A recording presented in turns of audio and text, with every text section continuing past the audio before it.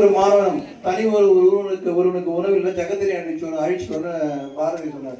ஆனால் பார்த்தீங்கன்னா நம்மளுக்கு முதலமைச்சர் பொறுத்த வரைக்கும் ஒரு individual personality if is eligible to play the concern ஸ்போர்ட்ஸ்னா அவங்களோட முழு உதவிகள் செய்யக்கூடிய ஒரே ஸ்போர்ட்ஸ் மினிஸ்டர் நம்முடைய, அதுவும் அவர் பர்சனலாக நான் கவர்மெண்ட் பணத்தில் கூட தாண்டி தனிப்பட்ட முறையில் அவர் அந்த ட்ரஸ்ட் மூலமாக நிறைய விஷயங்கள் இன்னைக்கு செஞ்சுட்டு இருக்காரு. இன்னைக்கு பார்த்தீங்கன்னா அதனுடைய ஒரு பரிணாம வளர்ச்சி தான் சொல்லலாம். பரிணாம வளர்ச்சி எவல்யூஷன், ஒரு கட்டத்துலேருந்து ஒரு கட்டம் அப்படிதான் மனுஷன் நீங்க பெரியவே நம்ம வாழ்ந்து டீம் போட்டு கரெக்டாக பராமரிச்சு வச்சுக்கோங்க.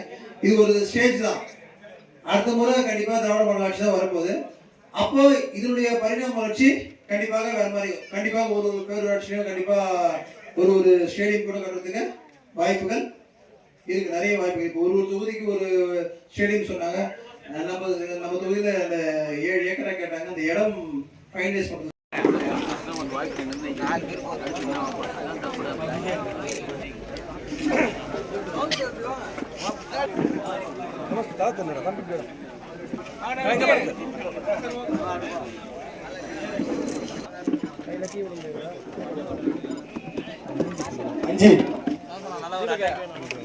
ஆறாவது வார்டு இளைஞர்கள் ரெடியாக இருக்கிறார்கள்,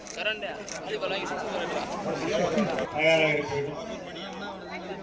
இளைஞர்கள் 10ஆவது வார்டு இளைஞர்கள்,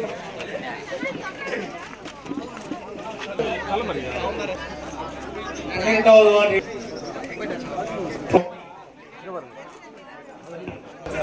அடுத்தது 15வது வார்டு,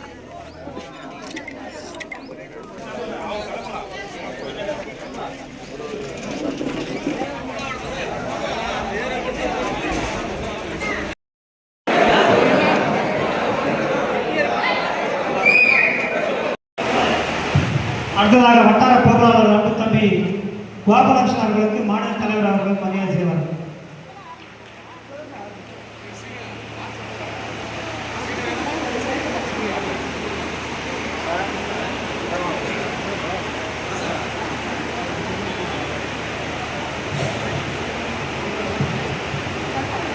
அண்ணா